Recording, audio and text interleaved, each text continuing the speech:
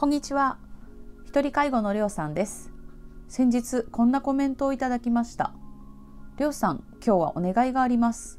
一人で介護をしていて困ること、処方箋を取りに行くことも悩むと思います。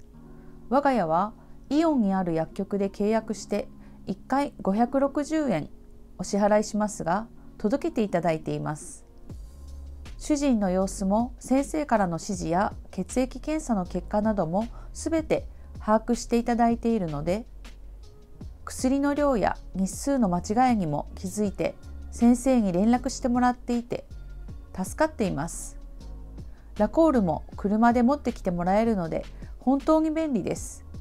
地域によると思いますが、お困りの方は薬局に聞いてみるといいと思います。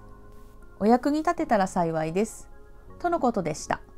ちなみにラコールとは商品名で、流動食の液体の栄養のことです。1ヶ月分だいたいもらってくるので、人にもよりますが、段ボール5、6箱分ぐらいになるので、とっても重いです。戻りますが、ご自分のご経験をどなたかのお役に立てたらというお優しいお申し出ありがとうございました。ということで、本日は薬配達について触れていきたいと思います。皆さんは院外処方って聞いたことありますか？また、街中のドラッグストアで処方箋受け付けますや院外処方の文字を見たことはありませんか？わかるような、よくわからないような病院でのお薬処方。次の順でお伝えしていきます。1、院内処方、院外処方の違い。2、それぞれのメリットデメリット。3、便利な薬の配達について。それではスタート。1、院内処方、院外処方の違い。院内処方は診察を受けた医療機関の薬局でお薬を受け取ることです。院外処方。院外処方とは町の調剤薬局です。診察を受けた医療機関で処方箋をもらって、それを持ってその病院以外の調剤薬局へ行き、お薬を受け取ることです。昔は病院で診察を受けた帰りにお薬ができるのを待って、それを持って帰るのが普通でした。ですが、最近では院外処方が主流になっています。病院で薬をもらえた方が移動もないし楽だから便利と思う方もいらっしゃいますよね。私もそうです。ここで院外処方が一般的になっている理由をご説明します。一つは薬の使いすぎに歯止めをかけるためです。昔は病院で出された薬を患者が飲むというチェック機能がない状態で薬が処方されていました。そのため、たくさんの薬を患者に処方されることも多くありました。ひょっとしたら、実はもう飲まなくていい薬も処方されていたこともありました。病院側も多く薬を処方すれば、その分病院にお金が入ります。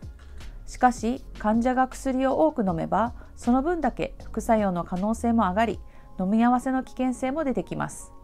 こういった理由から薬をたくさん処方することが患者さんにとって必ずしも良いことではないということになります。薬の使いすぎを阻止するためと患者様の安全のために院外処方が進められるようになりました。2、それぞれのメリット・デメリット。院内処方のメリット。外にある調剤薬局まで足を運ぶ手間が省ける。診察のお支払いとお薬代のお支払いが1回のお会計で済む。調剤薬局よりも自己負担が少なくて済む。院内処方のデメリット。無駄な薬の処方。お薬の重複や飲み合わせが悪いお薬が処方されてしまう場合がある。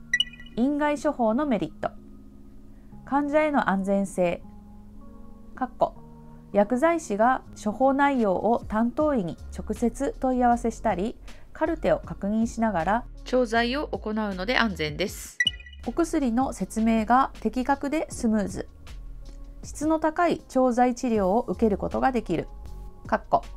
複数の医療機関から処方されたお薬の情報が管理され、お薬の重複や飲み合わせのチェックができます。薬について丁寧な説明を聞くことができる。お薬を受け取る薬局は患者さんが自由に選べる。お薬の待ち時間の短縮が期待できます。院外処方のデメリット。患者が薬を得るために薬局に移動しなければならない。歩くことが困難な方には負担になる。加算で調剤料などの追加料金が発生する場合がある。ちなみに調剤料とは簡単に言うと手間賃です。薬局で薬剤師が調剤をするので、そのための人件費のためのコストです。その他、院外処方箋の有効期限は発行した日、休日や祝日を含めて4日間、有効期限が過ぎないようにご注意ください。有効期限が過ぎてしまった場合、再発行となる場合には処方箋料、全額自己負担が必要となります。私のエピソードをご紹介します。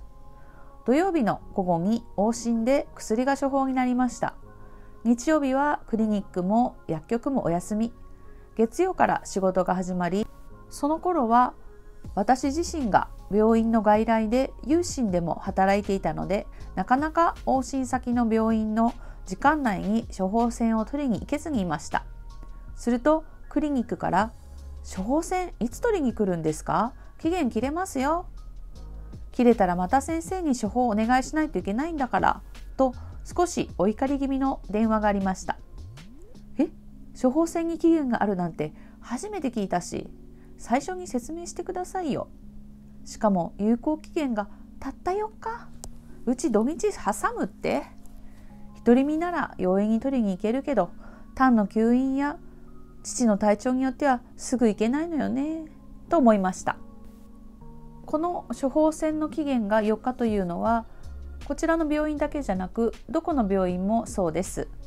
決まりなのでそれは理解しました。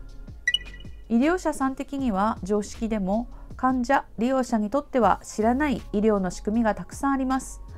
医療サービスを受ける方は体も時間的にも自由が利かない人の方が多いですし、ご高齢者も多いです。知っているかもしれないけど念のためという気持ちで一言いただけると、双方の手間やストレスが減るかと思います。ご面倒をおかけしますが、思いやりの一言のご配慮をよろしくお願いいたします。さて最後に本題。薬の配達。薬の配達は訪問薬剤管理指導業務と言います。お家で療養したいという方のために、薬剤師が自宅や施設を訪問し、お薬の配達や服薬指導、服薬支援を行います。対象者はご自宅や施設で療養され、一人で通院ができない方、介助が必要な方で医師による指示で処方箋がある方、患者もしくは代理の方の同意が必要。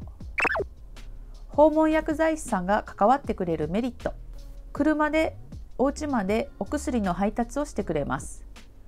お薬の飲み方、効果、副作用について説明。飲み合わせの悪いお薬や市販薬、健康食品を服用していないか確認。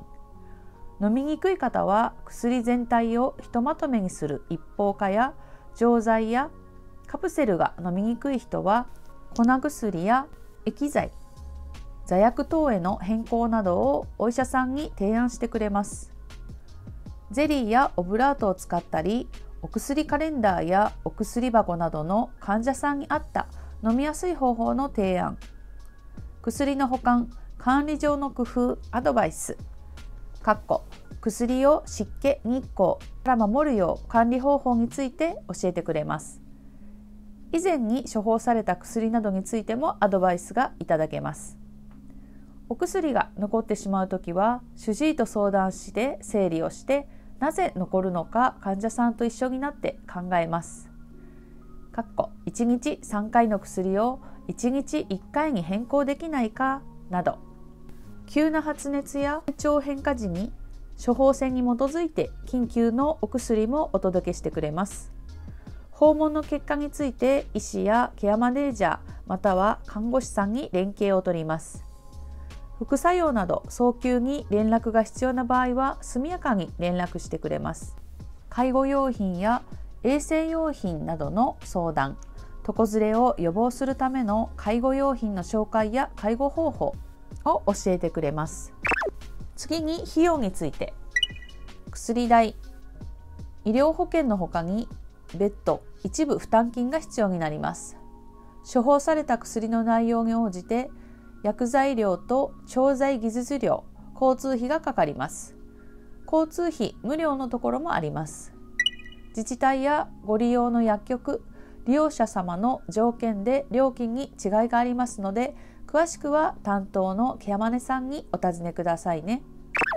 こうやって情報交換ができるチャンネルにしたいと思っています。何か知りたい情報やシェアしたいご経験などがありましたら、コメント欄で教えていただけると嬉しいです。ところで、ラジオからこんな声が聞こえてきました。コロナ禍も人生の一部、楽しもう。岐阜県の高校生の言葉だそうです。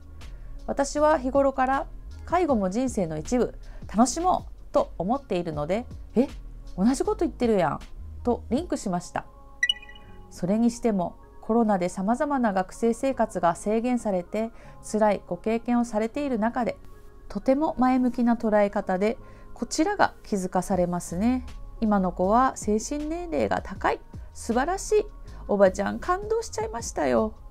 というわけで本日もご視聴ありがとうございました。そしていつもコメントありがとうございます。それではまた。